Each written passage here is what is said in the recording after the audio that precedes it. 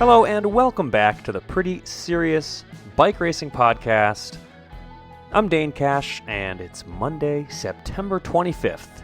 As of recording time, it's getting to that part of the year where the racing is starting to get a little quieter. But fortunately, we had some very entertaining racing over the weekend. In Europe at the Continental Championships, we're going to get to that in a bit. We'll talk a little bit about some of the interesting things that came out of Luxembourg, and we'll do a little wrap of Grand Tour season, men's and women's, now that the Vuelta is in the books, now that all the Grand Tours of the year are in the books. We're still finding time to be pretty serious, even in late September, even as the leaves start to fall. And I can't wait to get serious with Cosmo Catalano, bike racing analyst extraordinaire. Cosmo, happy Monday. How are you? I am well. Trying to see if I can make a joke about Euros being actually Worlds because cycling is so European-centric, but I don't know.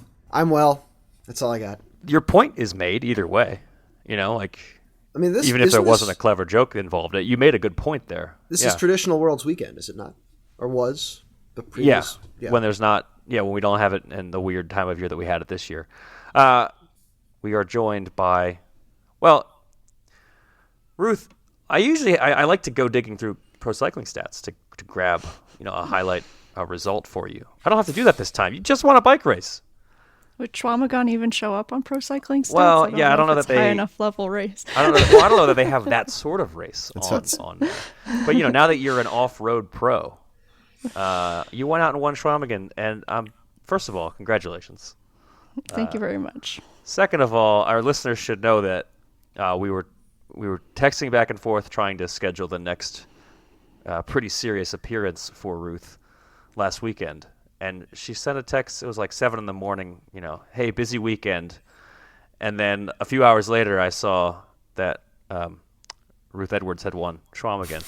And I thought, that qualifies. Because, sometimes you say, like I say busy weekend if I'm going to go on a long ride that day or something. And you did go on a long ride, but you also won a bike race. So congrats. Thank you. Yeah, good day at work. Did you have a good time?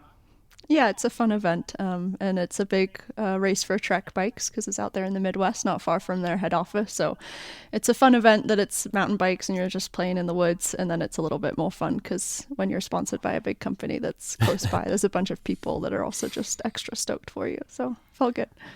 Just gives a little bit more credibility, I think, to the pod, because otherwise it's just like two dudes who watch racing. But it's also now the winner of a recent bike race, which is cool. All right, so we're going to start the conversation about Euros in a second, but first of all, I want to tell you about Escape Collective, the media outlet for whom we are podding today, the pod network we're on. We are supported by people like you, the listeners, and we would love for you to head on over to escapecollective.com/join to sign up, because support from people like you is what allows us to do cool things like this podcast. And, even if you're like a few minutes into the pod here and you're wondering, is this even a good podcast? That's fine. You can also listen to Placeholders. You can listen to Geek Warning. You can listen to Wheel Talk. We have a lot of other great podcasts, and we do all that supported by people like you. So I want to clarify that you can't listen to this podcast and Geek Warning. That is against the rules. Oh, is that you need to have pick decided one. That you have to pick one? Yes. Okay. There's a whole separate feed for each of the podcasts as well. So you can subscribe to individual podcasts if you really don't want to listen to us or Geek Warning. You can do that. Although I feel like I'm supposed to say that you need to listen to all of our pods. So head on over to escapecollective.com/join and sign up. You become part of a pretty cool community. And on that note, I'm going to give a shout out to some of our lifetime members. We're so grateful for them. So thanks to Ryan Cooper, Tate Wright, Nathan Cotting, and Ryan Murphy. And also Jasmine Zitter. I said Jasmine Z last time because I was looking at your username, not your actual name. I just wanted to give your full first and last name the credit that it deserves. So thanks, Jasmine. All right, on with the show. Let's talk Euros. Cosmo, just give us a really quick set the scene summary. What happened in the women's race? I think everybody was waiting for the Dutch team to be dominant. We saw some breaks go. About 40K to go, there was a break with Elise Schabe in it from Switzerland, who shouldn't be a surprise. 35K, they had about 30 seconds, and then the Dutch team chased, and by 20K, or 29K, they were caught. We saw a bunch of attacks. Really, it seemed like the Dutch were trying to get a small group away with a rider in it. A pretty good tactic on that course. And then after a series of those, around 19K to go, Reusser attacked from Switzerland. She strung the group out into the climb again around the final lap. Tried to get away once it was lined out. Made a little separation, but still didn't stick. Reusser attacked again after another series, trying to get clear, and then Misha Bredewald countered when everyone was kind of sick of having these attacks and chases, and nobody brought her back because she had about 20 teammates, and she's super strong. So she held on for a solo win, and then we saw, I think, Demi Vollering lead out Lorena Vibis, who had a super high cadence sprint up the hill to beat Lotte Kopecky for a second. So if you look at the top 10 of this race, you'll kind of understand why the European Continental Championships matters.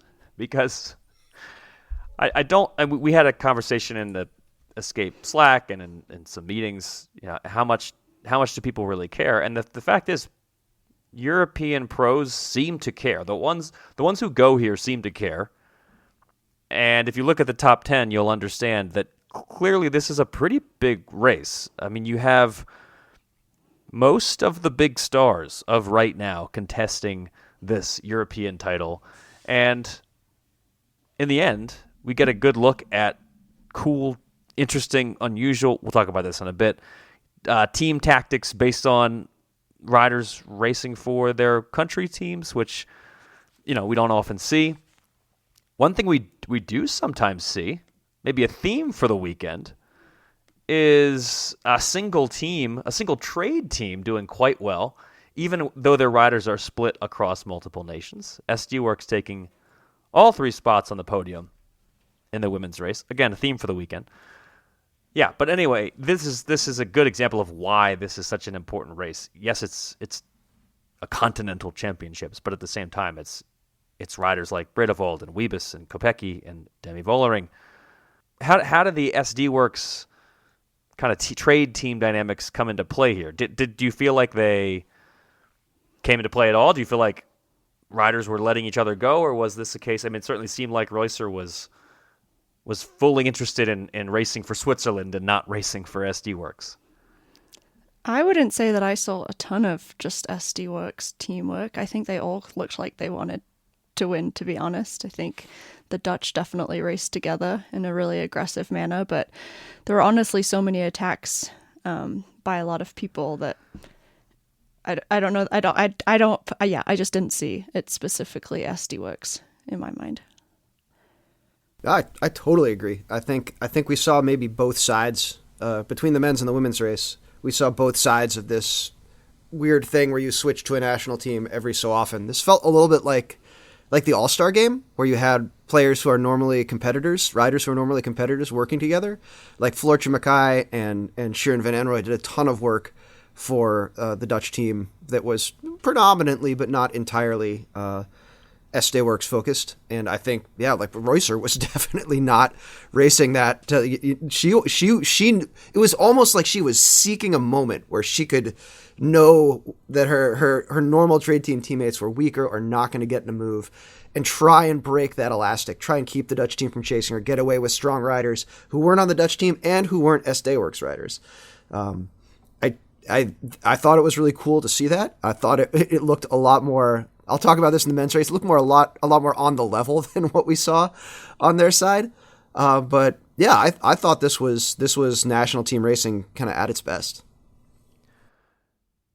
First of all, I'd like to say that I'm extremely pro baseball analogies.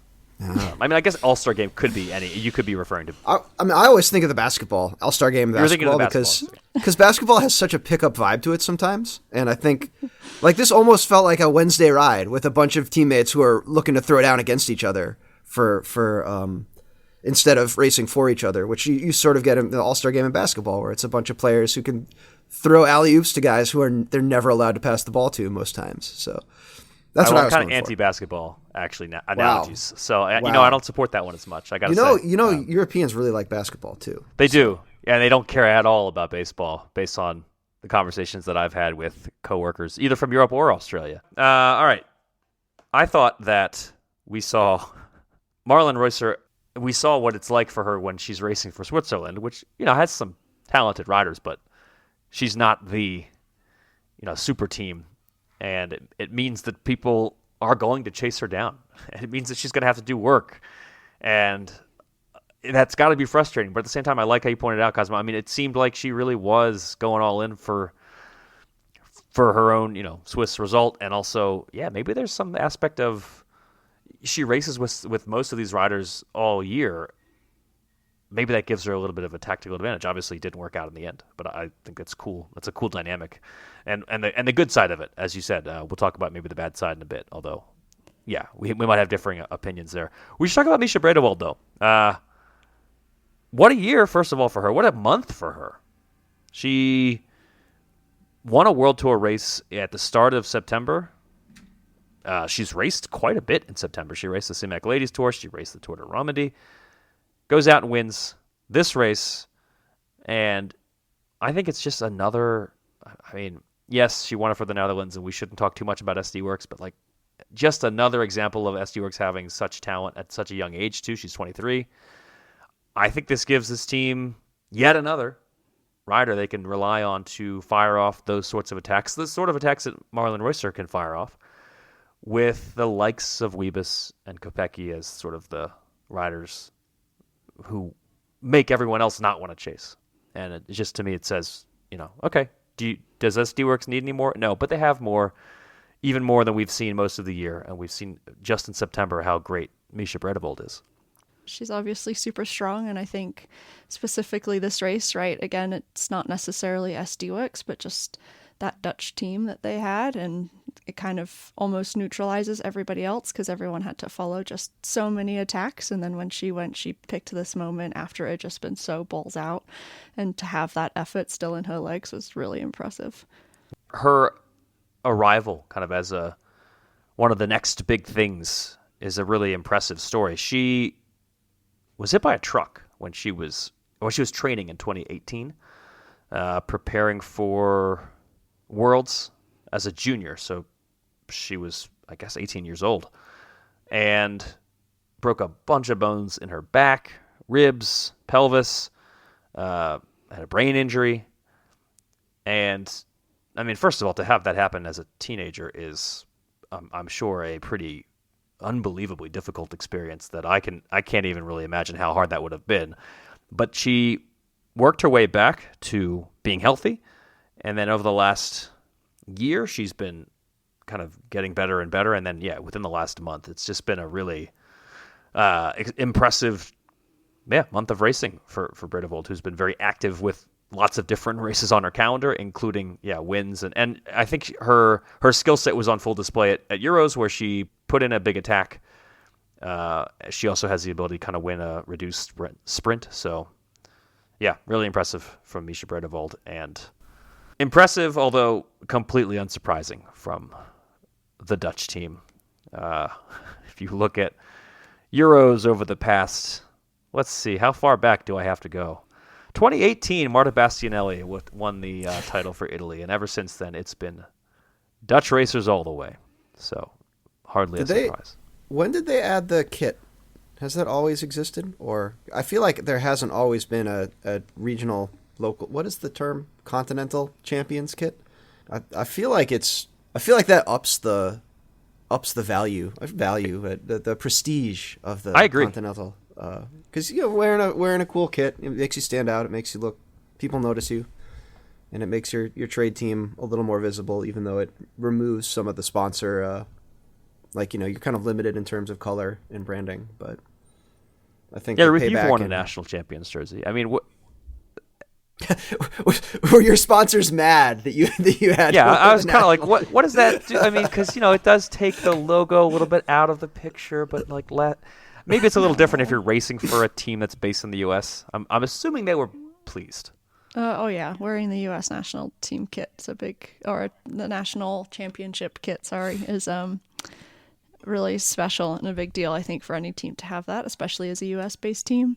But yeah, wearing a jersey that you win at a one-off race like this is a really, really big deal. I think it's so special to just be reminded every time that you get dressed that you won that big race that happens once a year. And even if you won it, whatever, 3 years ago, you're always a European champion. I think people say the same with Flanders or something like that. Once you won Flanders, you've always won Flanders. It doesn't go away. But there's no jersey that you get to wear all year round that reminds people that you won Flanders. So it just makes you feel good. A little ego boost every day. And there's a lot of bike races you lose. So if you get to win one and remember it every time you get dressed, then it's really special. Personally, I do love the jerseys that come out of the Euros. I think they look really cool. So yeah, good on. It's clear that it's the European champions jersey. I remember seeing the North American Continental jersey in cyclocross and being like, "What is that? Why?" But it's a little trickier because there is not a North American Union thing like they have the European Union. Although, if you're from Norway and you're not part of the EU and you win this race, you still wear. I was confused about that because of the UK as well. I was like, it is a little interesting. There's plenty of European countries. I can't go to Europe on my British passport anymore because it's not in the European Union, but they're still racing, and I was confused. Yeah, and it does. I mean, I think it kind of highlights with the continental jerseys. It is the Euro jersey is so important, whereas I feel like the other continental titles are less valued, get less coverage. Put it that way. Well, it's also because cycling is so horribly Eurocentric. It's also less competitive, right? I mean, I don't know. Was there, Ruth? Did you ever race for a continental North American event or? No, I did Pan Am Games once, which are every 3 or 4 years, I think. It's like the year before the Olympics. But besides that, I never went to the Pan Am Championships that happen yearly. But yeah, I mean, like you said, look at the top 10 results. It's basically the best 10 in the whole world, right? So I think above just a national championship for Europeans or non-Europeans, it's another kind of like mini worlds. No offense to the rest of us who weren't that, like countries that weren't there, but it's just kind of the case for them. So I think they all like to race their bikes and they all want to see if they can beat each other, whether they're on SD Works or a different team. And so if you get to feel like you are super good because you beat everybody, then, it's really fun. All right, let's talk about the men's race. Cosmo, who set the scene? Sure. Same course as far as I could tell. Long day, a lot of breaks. Italy decides it wants to catch the break, around 30K to go. Puts a lot of riders on the front. Ghana attacks about 2K later and shreds the field down to about 30. And then almost immediately there's a crash on some fencing at 26K to go that I'll talk about later. But that really was the selection. We ended up with a group of about a dozen with a lot of top rider, top domestique combinations from various countries. Dujardin. Toppers. That's what the Dutch call them. They call them toppers. Toppers? Really? Yeah, I always see Super that domestiques? when I go over to Wheeler Flits. It's like toppers. That's what if you're a Dutch listener, maybe you could tell us what that means exactly, but I'm pretty sure it just means top rider, right? Anyway, go ahead. The least topper, I think, of the group was Francis Dujardin, who put in a monster pole heading into the last lap of 14K to go, which probably should have been a signal that Laporte was about to do something, and he did something. Around 12K, went solo. It did seem to be a very well measured solo effort. Like he seemed to ride pretty thoughtfully versus just like exploding himself. He got a gap of about 30 seconds. Arnaud de Lee eventually wound that up inside or coming into the final K for Wout van Aert. Van Aert went. It's kind of a double climb in the finish. So there's a big climb, there's a downhill, there's a kind of tricky corner, but not really. Sweeping corner that you can misjudge coming into one final ascent. Van Aert on that final climb came out of the corner fast, attacked, got alongside Laporte. They looked at each other, and then Van Aert sat down and Laporte won the race. I will say that it is a very it feels, watching it, like at pro speeds, it's a race to the last corner, just because it's so much longer to kind of come around the outside of that last little bend, and you've got, maybe 50 meters. But at the same time, it looked really weird. It was not a finish that I have in my collection of bike race watching experience. Maybe my Cat 3 brain just can't comprehend it. But it seemed very odd that Laporte would come, or that Van Aert would come up to Laporte with a ton of momentum, and then both be unable to come around him, and that Laporte would have a last additional spurt saved for finishing this race faster than Van Aert. Also of note, in third place was Olav Koy, on another Jumbo-Visma rider who sat down at the exact same time as Van Aert. Again, it could all have been just that's how everyone's legs were, but it felt a little unusual for the finish of a bike race, and maybe influenced perhaps by their trade team somehow. I don't know. I have no conspiracy theories there. It just looked an unusual finish. Okay, first of all, I'd like to point out that the description of your brain as a Cat 3 brain amused me. I think there was a meme page that's like, the Cat 3 brain cannot comprehend this, and there was some weird thing that happened. What does that mean for my Cat 5 brain? I don't know. It's not good. Yeah. I think it means that Ruth is bigger brained than us. We knew that going in, right? Different brain. Yeah, fair enough. All right, but you mentioned the crash, and we should talk about that first, just because chronological order, because we're going to talk about the finale in a second. But what did you see in that crash? There's a bunch of fencing on the road at 26K to go, and I don't know if I just can't see what it's there for, but it's like discontinuous. Like there isn't like a whole line of fencing. There's just a little patch of it. It's very close to the road. Maybe it's trying to keep people out of a particularly deep ditch. But if I had to choose between crashing into a wet ditch in the Netherlands versus crashing into the, like it's naked bare metal fencing with little feet that stick out. It's the bad fencing, basically. I think I might choose the ditch because it's soft and the fencing is hard. But that crash really made the final selection in this race in a way that I'm not sure the race course itself could have. It took Ghana out of it, who really Italy had been kind of the main protagonists at that point in the race. He chased super hard despite being like a minute and a half down, like just would take a miracle for him to have gotten back in it. But yeah, I don't know why that fencing is there, and I feel like it gave us a very different finale to this race than we might otherwise have had. Two talking points off of that. First of all, if you haven't seen Stefan Kung, the images of him post-crash in the time trial, I mean, first of all, graphic content warning, but also pretty unreal how bloodied he was by crashing. Again, barriers played a role, although in that instance, I think he also wasn't paying enough attention to the road. As single rider crash. If you're, tucked into the aero position. But yeah, barriers had an impact on the races. No pun intended. They definitely took riders out of both TT and road race. The other point I wanted to make is that Filippo Ganna has, in the past month, he's very much come into his own as a non-time trialing star. And he's made some statements about his abilities to contest, maybe not win yet, but we might be getting there. Not just when he is time trialing. And I'm very impressed by that, and I think Ineos is probably pretty pleased by that, considering the fact that their Grand Tour aspirations are not what they once were. So, yeah, a shame for Ghana that the crash kind of took him out of contention, but he had an impressive ride all the same on the day. Ruth, I know you want to talk about mental energy. That's what it says in the run sheet. And, it seems like it would take some mental energy to, get up after that crash and try to chase back on. But what else required mental energy here?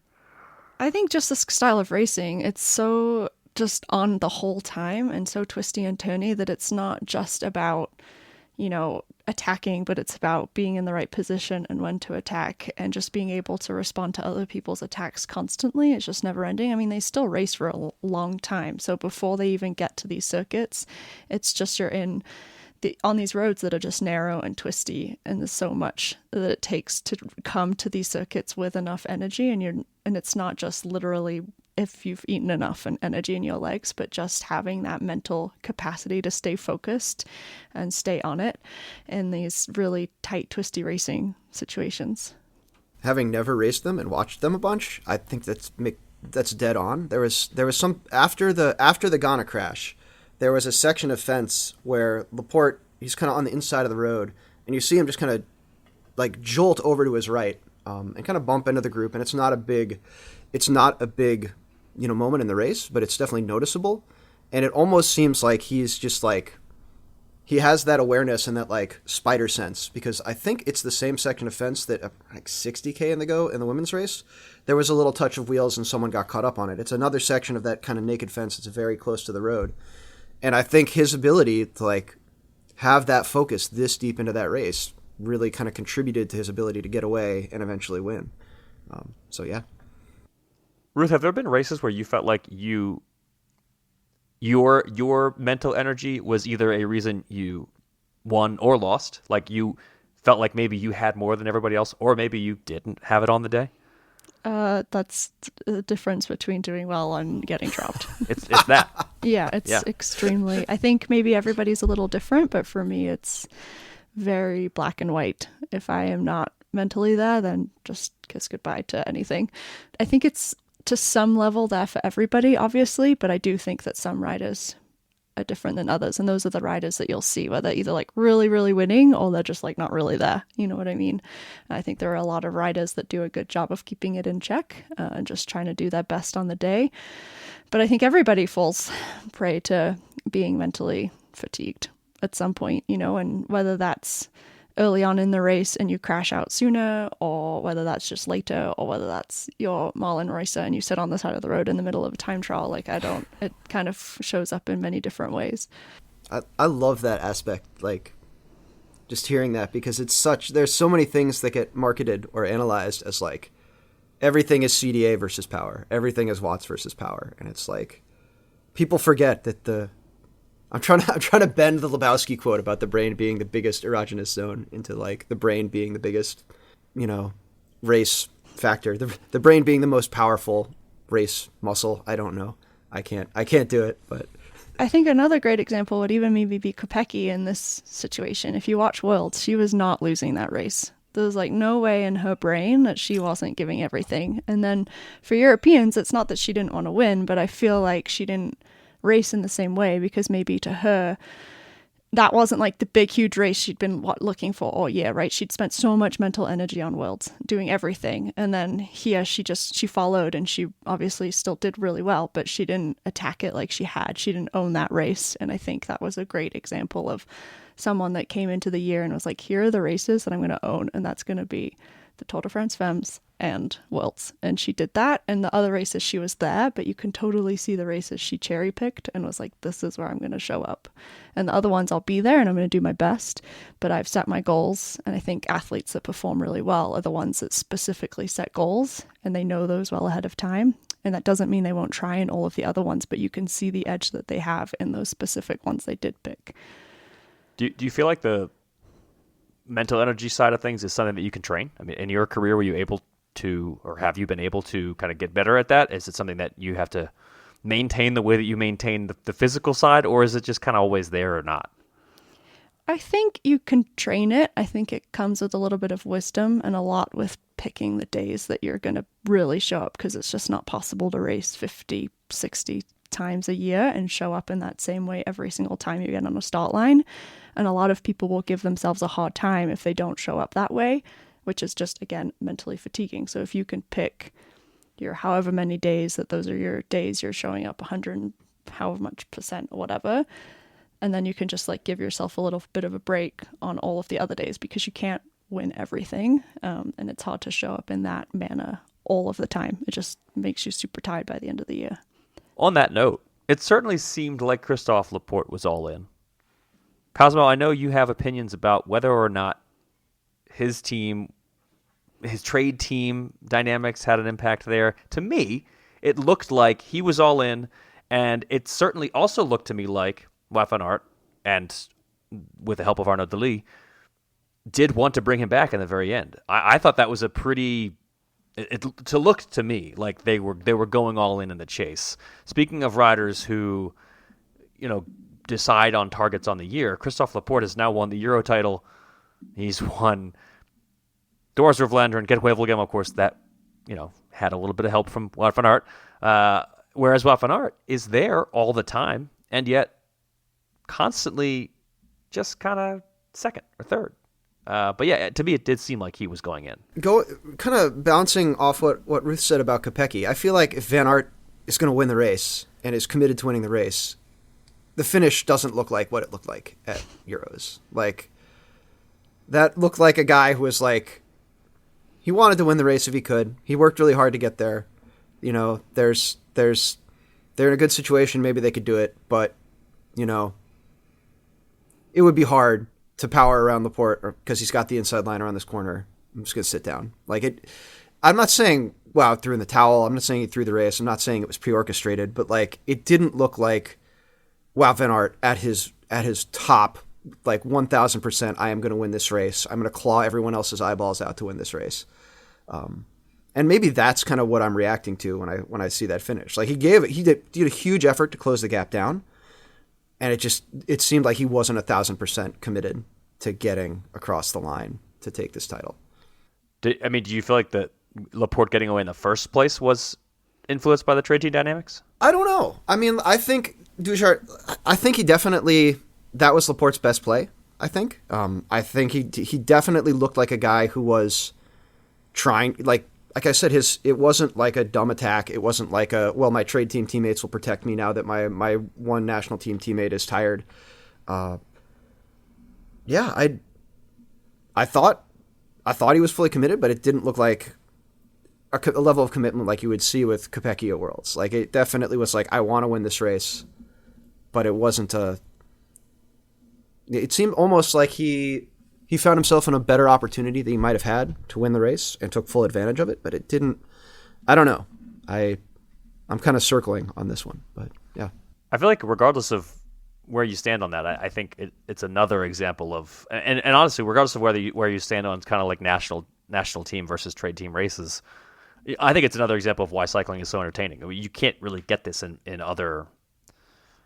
I feel like it's often marketed as an endurance sport. It's put in the same category with other quote-unquote endurance sports, but this doesn't happen in marathon. Right. If we're talking about if the commentators who are there to just not have that many opinions, but just talk about what the action is, make the sport more accessible, more appealing to the audience, if they are talking about the implications of trade team tactics during a national team race, then national team racing has issues. And again, it's a good storyline. And it's compelling, but is it necessarily good racing?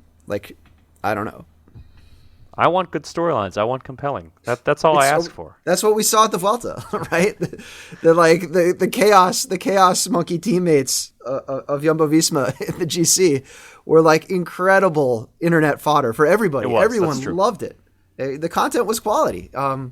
But was the actual racing as good as it could have been? I don't know. Does it matter if the content was quality? All right, well, first of all, we're going to talk Grand Tours in a second. We're going to do a Grand Tour wrap. But first, were there any big takeaways from Luxembourg? Can Brandon McNulty win the Tour de France? Right? Is that what I'm supposed to say? Because he came in second to a teammate? Only by 3 seconds, too. Yeah, he almost took it back in the TT. And obviously it's a TT. You don't need permission to ride hard in a TT. I bet you do from some teams. I'm not going to name names, but I bet there's teams out there who you would need to ask permission for riding hard. And I can think very clearly of one or two teams where I bet you they have strong opinions about this. But anyway, Brendan McNulty, can he win? Maybe. We should point Mark Hershey, his teammate, won the overall. Ben Healy took a stage that kind of shook up the GC, and there were some group sprints on the other side of that. It's a 2-pro. I don't know how deep we need to dig into it. Yeah, I don't know either. I do think it's a good result both for Hershey and McNulty for different reasons, in that Hershey, since joining that team, has just done very little. He seemed so promising as of, 2021? How old is he? He's only 25, and he only just turned 25, although, in cycling terms in 2023. How come he hasn't won 2 Tours de France yet? But yeah, this year he really did kind of start racking up the results, and I'm sure he and the team are pleased with that after kind of a slow-ish start to his UAE career. Yeah, and then McNulty as well, somebody who has kind of started to rack up the results this year. Obviously took a Grand Tour stage win, national title in the TT. So yeah, congrats to those riders, and I don't think we need to do too much more on that. Let's wrap up the Grand Tour season though. Let's close out the show by, I don't know, maybe discussing some takeaways. My first thought was to do kind of like awards, but honestly, I'm pretty sure the best men's team and the best men's domestique of the Grand Tours, those awards seem like, do we need to have that much of a conversation? I don't think that there's that much of a discussion here. We're all in agreement that Jumbo-Visma is the team of the men's Grand Tour season, right? Yep.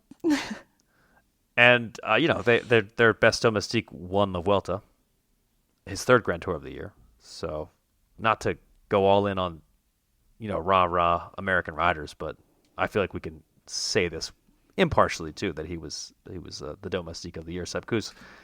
Women's side, again, team of the year seems to me pretty obvious in that it's SD Works.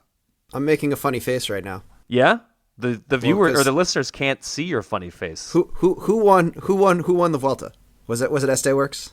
There was a pee break, if you may recall. Yes. I would also point out the same person who won the Vuelta also won the Giro. Also won the Giro. You're saying, yeah, that's true. The team and rider that won the 2 of the 3 Grand Tours, you are not listing as the.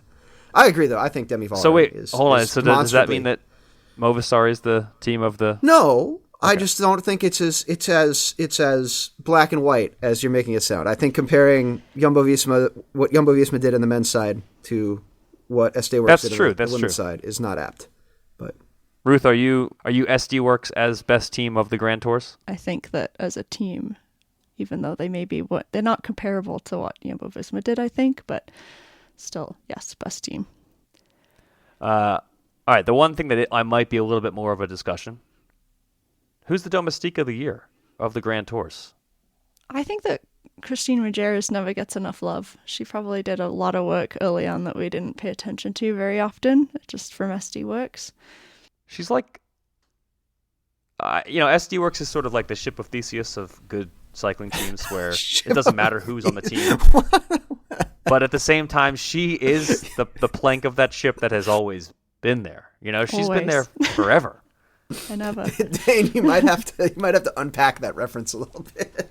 Okay, so in 15 seconds, if you have a ship but you're constantly replacing the planks and the sails and all that stuff, at what point does it become a new ship, or is it always the same ship? Is sort of the question of this philosophical metaphor based around the Greek hero Theseus, which, yeah, ship of Theseus. And I feel like with this team, there's just constant in and out of great riders over time. There was a time when this was the team of, I was going to say Lizzie Deignan, but she wasn't even Lizzie Deignan when she was a star with this team. This was the Lizzie Armitstead team, but then it was the Anna van der Breggen team, and now it's the Demi Vollering team, and all these other, Lotte Kopecky, and all these other great riders. Christy Meiros has been there for so long, and she's just a rock for this team. So good for her. She doesn't get enough credit. She's one of the few riders on this team that doesn't win all the time because she is such a loyal domestique. So yeah, maybe we should give her a shout out finally. Great domestique work throughout the season, but especially at the Tour de France where your teammates finished first and second and won the points classification. Yeah. All right. What are the under the radar moments that kind of stood out to you both this year? I don't know if it was under the radar, but I think Remco is, while still being exceptionally good, is not maybe going to be the Grand Tour dominator that all of Belgium wants him to be. Not that he's bad. I mean, he definitely, in the mountains, he seems to play a weak hand very well. But when we saw him, he dropped out of the Giro because he was sick. But he had, a pretty serious implosion at the Vuelta. But when you win Grand Tours, you don't have implosions, right? Like, you can go. There are plenty of riders who've gone out and won a ton of stages and been super strong, look great, KOM titles. I think there are a lot fewer who can ride consistently well enough for 3 weeks to win a Grand Tour, and I think Remco might not be that guy. I do think it's a little early, right? I mean, he's still very young. Yes, but yeah, I'm just saying. Yeah, the poster on the side of the movie theater is Remco will destroy the world, and then you go in there and it's like, Remco winning some convincing stages, but not factoring in the GC at any of the Grand Tours. So I wonder if this mental part that I kind of brought up a bit earlier comes to play with him quite a lot. I kind of feel like it does, but it's hard to know. I'm not friends with him. I don't know. Well, he does have the. I mean, what you kind of pointed out, where the riders are just on fire some days and some days they're not. I mean, that's kind of true for him. I think it's true for Van der Poel as well. But yeah, that might be part of it. I also think it's sort of a sign of the times where we're already. I think it is already at least a reasonable point that you make, Cosmo, that maybe Remco's not a Grand Tour superstar. I think that's a reasonable point, even though it's a little nutty to say that about someone so young. And the reason it's a reasonable point is that, as I already said, I mean, by the time you're in your mid-20s, apparently, you need to be winning Grand Tours. A decade ago, it was like you turn 29 and then you can be a Grand Tour contender, it seemed. Or at least that was true of Chris Froome and Geraint Thomas. And then the paradigm seems to have changed. I mean, riders are no longer, later 20s when they're first starting to be Grand Tour racers. And we've seen it on both the men's and the women's side. Obviously, Annemiek van Vleuten is a bit of an anomaly, but on the women's side as well, you have plenty of very young riders who are contesting big wins. So yeah, maybe we can actually start to draw those conclusions about riders. Although, I don't think Remco's had that much time to show us what he really is. We'll see. Ruth, any other just sort of overarching thoughts that you came away from the Grand Tour season with? The only thing that I could really think of was that we had some really good US women doing quite well before they had crashed out or didn't get to race the rest of the season. And I think that was something that I was a little bit sad to miss out on, with Veronica Ewers particularly crashing out with her broken collarbone, and not seeing Kristen Faulkner race the rest of the year after she had such a strong spring. I think she would have also had some good GC stage days, at least I think she would have. So for me, that was the only thing that I kind of thought maybe went a little bit unnoticed, just because we didn't have them race. I mean, Chloe Dygert too, just really Chloe coming into Dygert her raced own. really well. Yeah, Yep. she it was really cool to see her out there. Maybe on that note, is there a rider that comes to mind for either of you for most improved Grand Tour racer? I don't know if this is obvious, but I think that Kopecky did really well. No, in I think some that's stage actually a really races. good one. Yeah. And she hasn't really in the past. So that was pretty cool to see her be on the podium. I think her climbing was astounding. Like the way that she has evolved is really impressive. And I mean, I say this literally every week, but it's like as if that team needs more things to go their way. Yeah. Cosmo? I was going to go with Kasia Niewiadoma. I think she's has not always been the savviest of riders, and I think she rode really well at the Tour de France, especially on the Queen Stage. Really seemed to have a focus and a plan and a mental fortitude that she has maybe not demonstrated in previous years. So, I mean, second to the best Grand Tour rider in the world, pretty solid. So, Yeah, it's not bad. It's been a little while since he was racing Grand Tours because he raced the Tour and didn't race the Vuelta. But I'm going to give a shout out to Adam Yates, who did finish on the podium at the Tour de France. He's a rider that British cycling commentators have been kind of hyping up, expecting to do big things for years. Finally got on to a Grand Tour podium at the biggest Grand Tour of them all this year. Yes, he was more than 10 minutes down on the leader. But if we're talking most improved, I think he improved pretty dramatically to even be on the podium at the Tour de France. That's not something that I would have expected for him. he animated too. It was like an interesting third place. Like I will take an interesting a good GC finish with interesting bits versus like I'm going to do well in the time trials and not lose time in the climbs. Yeah, it wasn't an anonymous Yes. third place. And yeah, I think he showed many times outside of the Grand Tours this year that he is not an anonymous rider. I mean, he goes out and tries to win stuff. He won Montreal just 2 weeks ago. So, yeah, he's a rider that I think took a big step forward, and UAE.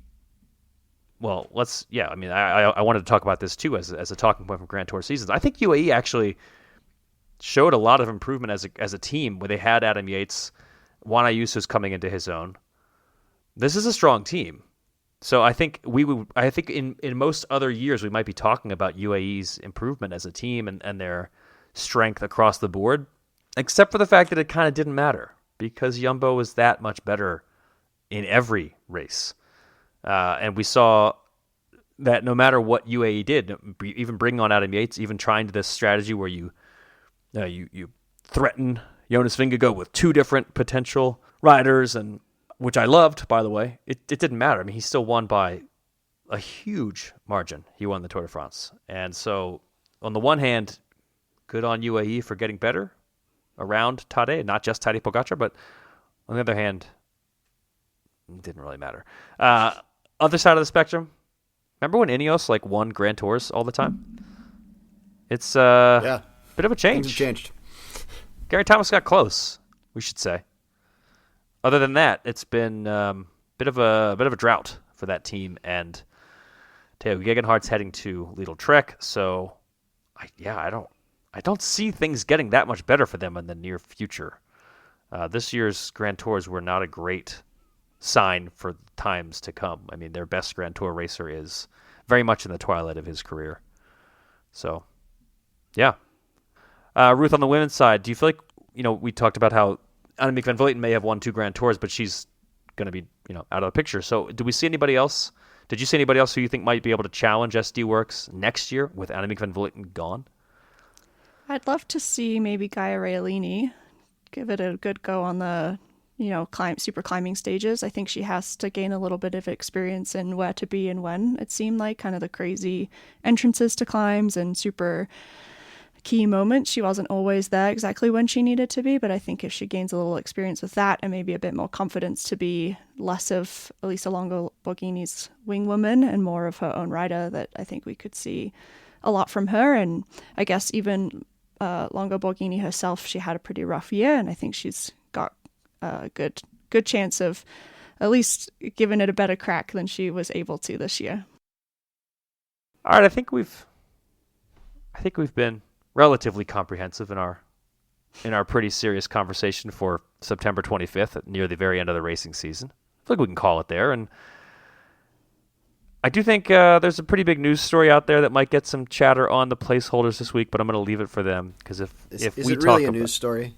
It might be. I mean, it's a news story for sure. Like supermarket tabloid. The placeholders want to discuss this, so we're going to leave the Soudal Jumbo potential merger conversation for another pod on this network. You spoiled it. We had a good cliffhanger there to make people do placeholders, and now they know what it is. And if they're not interested, but you got to give them a little bit, right? You can't just tell them go listen. There's something interesting. Do we? I don't know either. Go listen to placeholders. Also, listen to Wheel Talk. I think you should listen to Geek Warning, though. No. I think, yeah. Bit of... How are we going to win? Bit of rivalry there. Hope you enjoyed the show. Listen to our other podcasts. Head over to escapecollective.com/join. And we'll see you when we see you. Cosmo, Ruth, thanks as always for chatting. Thank you.